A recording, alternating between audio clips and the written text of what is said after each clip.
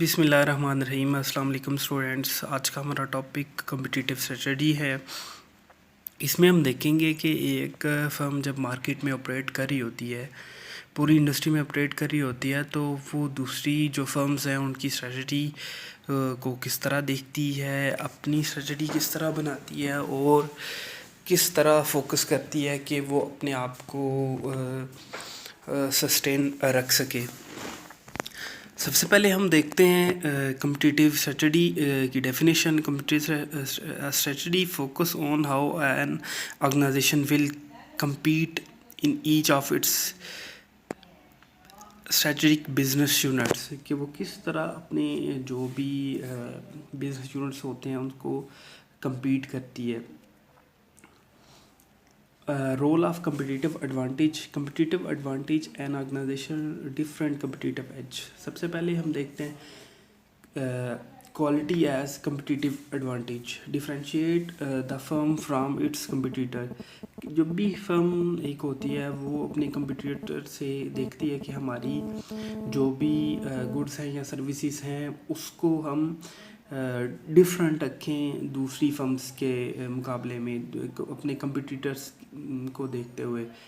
Can create a sustainable competitive advantage, और कोशिश करती है कि उसका जो एडवांटेज है वो सस्टेन रहे। Represent the companies focus on quality management to achieve the continuous improvement and meet customer demand for quality. और साथ में थर्ड पॉइंट में है कि कोशिश करती है कि जो इम्प्रूवमेंट वो ले के आई हुई है उसको सस्टेन रखे और जो क्वालिटी कस्टमर डिमांड कर रहे हैं उसको कंप्लीट कर सके। रोल ऑफ कम्पिटिटिव एडवांटेज में sustainable competitive advantage, continuing overall over time to effectively exploit resources and develop core competencies that enable an organization to keep its edge over its industry competitors। कि जो भी उसके resources है उसको utilise करते हुए अपने competitors से compete कर सके। आगे है 5 फोर्सेस मॉडल है एक, कि जो भी कंपटीटर्स होते हैं, एक फर्म होती है उसको डिफरेंट 5 फोर्सेस होती हैं जो इफ़ेक्ट कर रही होती हैं एज ए कंपटीटर। न्यू इंट्रेंट्स में क्या है कि थ्रेट होता है कि नए जो फर्म्स हैं वो इंडस्ट्री में ऑपरेट करना शुरू कर देंगी। नेक्स्ट है suppliers, bargaining power of suppliers, यानी कि जो भी हमें जो भी उस प्रोडक्ट को या सर्विस को प्रोड्यूस करने के लिए जो सप्लाई रिक्वायर है उसकी बारगेनिंग पावर भी हमें, ये थ्रेट्स होते हैं उसके भी। सब्सिट्यूट्स के मार्केट में उसके सब्सिट्यूट्स आ जाएंगे, ये भी थ्रेट होता है। और buyers, bargaining powers of buyer, के जो हम जिन बायर्स को हम अपनी प्रोडक्ट या सर्विसेज दे रहे हैं उनके भी जो बारगेनिंग पावर होता है उसके थ्रेट्स भी होते हैं। नेक्स्ट है हमारे पास 5 कम्पिटिटिव फोर्सेस हैं। थ्रेट्स ऑफ न्यू इंट्रेंट्स, ये हमने अभी जो 5 फोर्सेस पढ़ी हैं उसको डिटेल में, सबसे पहले इसकी डेफिनेशन है।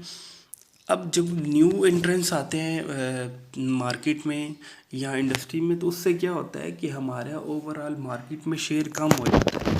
जैसे शेयर कम होगा तो हमारे प्रॉफिट्स कम होंगे, जिससे कंपनी लॉस में जा सकती है। थ्रेट्स ऑफ सब्सिट्यूट्स, ये भी सेम सिचुएशन है। थ्रेट्स सब्सिट्यूशन में क्या होगा कि अगर फॉर एग्जांपल एक प्रोडक्ट आप मार्केट में ऑपरेट कर रहे हैं उसके साथ, तो अगर उसका सब्सिट्यूट आ जाता है तो इसका मतलब क्या है कि आपकी जो डिमांड है आपकी प्रोडक्ट की वो कम हो जाएगी। तो ये भी कम्पिटिटिव फोर्सेस होती हैं।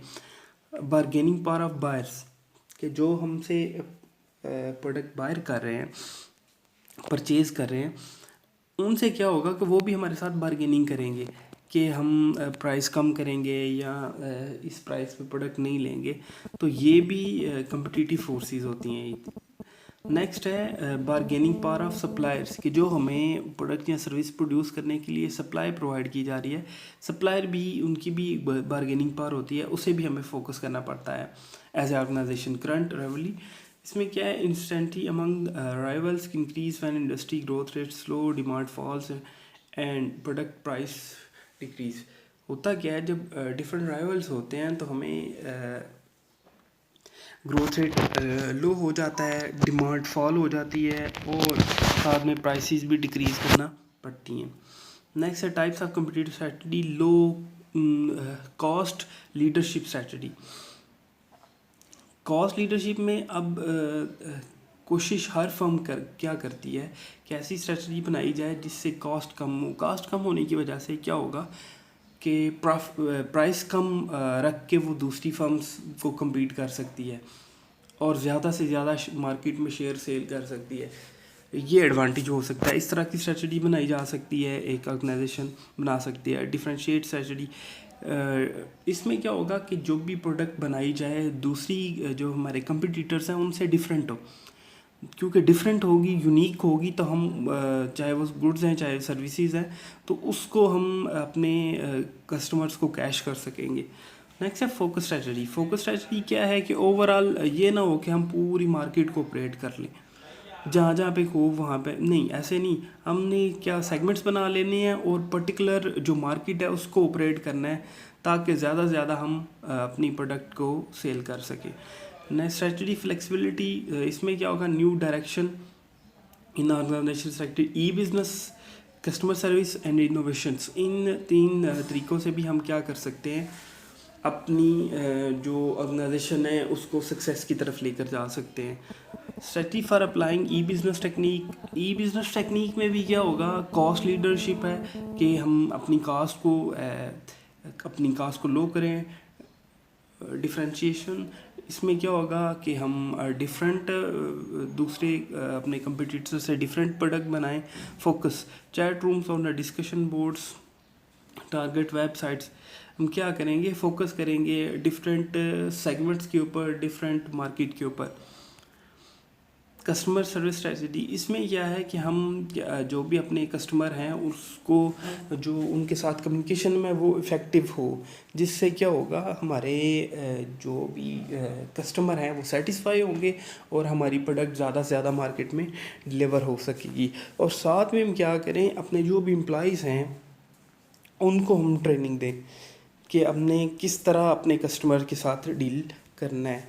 Innovation strategy, possible events.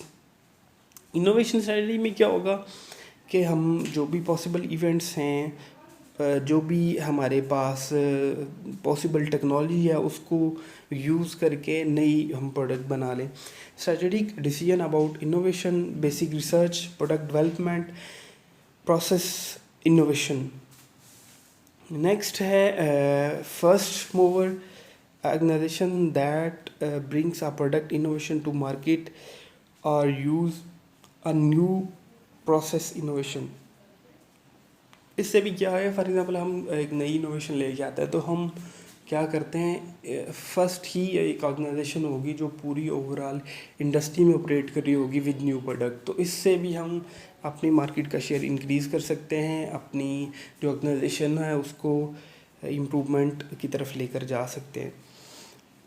सबसे पहले अब हमारे पास एडवांटेजेस हैं, डिसएडवांटेजेस हैं। Reputation of being innovation and industry leader, कि फॉर एग्जांपल हम एक इनोवेशन लेके आ जाते हैं तो हम एक इंडस्ट्री का लीडर तस्वर किए जाते हैं और इससे क्या होगा, हमारी जो ऑर्गेनाइजेशन है ये इम्प्रूवमेंट की तरफ जाएगी। कॉस्ट एंड लर्निंग बेनिफिट्स, इससे क्या होगा, हमारी कॉस्ट भी कम हो जाएगी, हम लर्निंग एंड पे भी काम कर रहे होंगे।